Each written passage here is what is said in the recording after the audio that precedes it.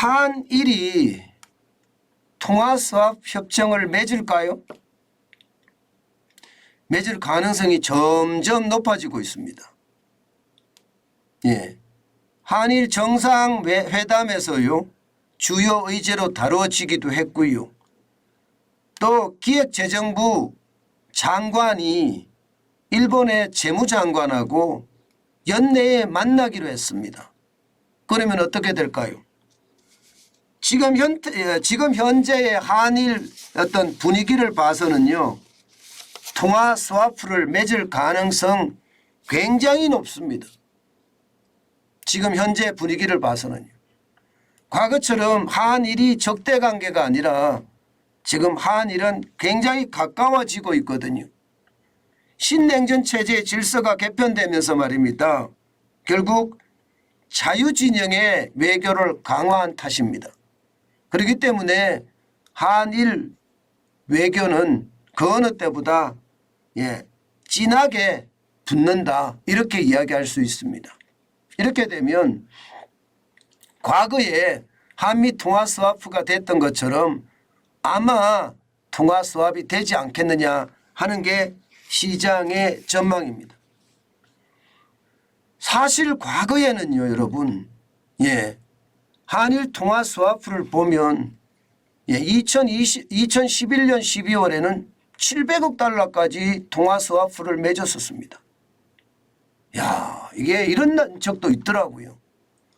2001년 7월에 20억 달러라는 통화 스와프를 맺었지만 이게 점점 더 커졌죠.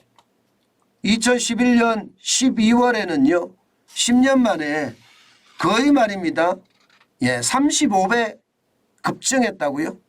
아마 엄청나게 급증했습니다. 20억 달러가 700억 달러 수준까지 올라갔으니까요. 그러다가 2012년 8월에는요 이게 130억 달러로 갑자기 확 줄어듭니다. 아마 이명박 대통령이 독도를 방문하고 나서 한일 관계가 경색된 탓입니다. 이것이 2013년에 100억 달러까지 줄어들었거든요. 그러다가 말입니다. 2015년 2월에는 결국 모든 한일 통화 스와프가 종료가 되면서 쉽게 말하면요 0이 됐습니다. 0. 2015년 이후에 지금 2023년 현재까지 과연 통화 스와프가 연결될 것인가 이제 거기에 대한 관심사가 점점 커집니다. 아마 정상회담을 계기로 이게 물꼬가 트여지지 않겠느냐 이런 이야기가 많이 나옵니다. 적어도 말입니다. 뭐 시작은 100억 달러에서 시작할지도 모르겠죠. 아니면 300억 달러에 또 시작할지도 모르고요. 이 통화 스와프가 맺어진다는 것은요. 그만큼 말입니다. 우리 외환의 불안감이 확 줄어든다는 거예요. 확 줄어든다. 사실 여러분 우리 외환 보유고가 이게 줄어들잖아요. 외환 보유고가 최고점 대비해 보면 적어도 425억 3천만 달러가 줄어들었어요. 2021년 10월에는요. 4,692억 1천만 달러였는데 2023년 4월에는 4,266억 8천만 달러니까 425억 3천만 달러가 줄어들었습니다. 그런데 이 숫자가 말입니다. 이 숫자가 외환 위기를 걱정하지 않을 정도로 많은 숫자냐 그렇게 얘기하지는 않습니다. 왜냐하면 말입니다. 외환 보유고가 4,266억 8천만 달러가 된다고 하더라도요. 기본적으로 말입니다. 이게 외환 보유고에 대한 걱정보다는요. 쉽게 말하면 갑작스러운 그런 위기에 대응할 수 있는 그런 힘이 얼마나 있나 뭐 그런 생각을 할 수밖에 없기 때문입니다. 게다가 이게 말입니다. 쉽게 말하면 국제기관에서 대한민국의 외환보유고가 저 정도가 되면 적정하냐 여기에 대한 논란도 계속 많았었거든요. 왜냐하면 실질적으로 IMF가 요구하는 안보다는 외환보유고가 적기 때문입니다.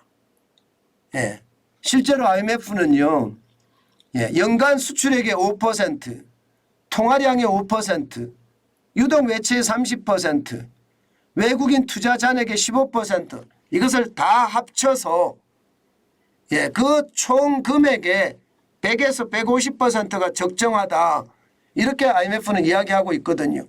그런데 현재 2022년 현재 97%예요. 100%가 안 된다는 거예요. 다시 말해서 IMF가 이야기하는 적정 외환 보유액과는 거리가 굉장히 멀다는 뜻입니다. 그런 상황을 고려해 보면 말입니다. 지금 외환 보유고라고 이야기하는 4,266억 8천만 달러도 불안한 거죠. 굉장히 불안한 거죠. 사실 외환 보유고가 많을 때 2005년에는 132.6%까지 올라갔었고요. 2015년에도 124.6%까지 됐으니까 걱정할 게 없었습니다. 그런데 최근에 이게 100% 아래로 떨어지니까 외환위기에 대한 어떤 불안감이 커졌던 것도 사실이거든요. 그래서 한일 통화스와프, 한미 통화스와프 모두가 강조를 했습니다. 저것이 꼭 필요하다고 말입니다. 그러면서 시장은요 계속 불안에 좀 떨었다 이렇게 이야기할 수 있습니다. 왜냐하면 지금 수출 적자가 계속되니까 말입니다. 수출 적자가 15개월째 계속 마이너스만 기록하고 있잖아요. 그 바람에 말입니다. 시장의 위협감은 굉장히 크다는 뜻이에요. 수출 적자가 계속 마이너스가 나니까. 그런 상태에서 한일 통화 스와프는요. 가뭄의 단비죠. 가뭄의 단비. 만약에 그렇게 되면 액수에 대한 문제는 있겠지만 환율은 어떻게 될까요? 환율은 점점 안정세를 찾아갈 겁니다. 아직까지는 1,300원대를 기록하고 있습니다. 달러당. 지난 6월 1일 날 기준으로 보면 달러당 1,305.7원입니다. 그런데 이거 점점 바뀌어갈 겁니다. 물론 NDF 시장이라고 하는 역에 선물한 시장에서는요. 1,310원까지 다시 올라가기도 했습니다마는 전체적인 분위기는요. 환율이 좀 떨어진다 이런 분위기가 굉장히 강합니다. 그런 상황을 감안해 보면 말입니다. 결국 한일 통화 스와프는 환율의 안정에 기여한다. 뭐 이렇게 이야기할 수 있을까요? 충분히 말입니다.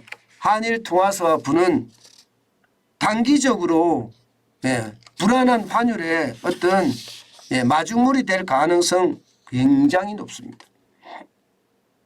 이렇게 되면 그만큼 환율의 불안감도 줄어들고요.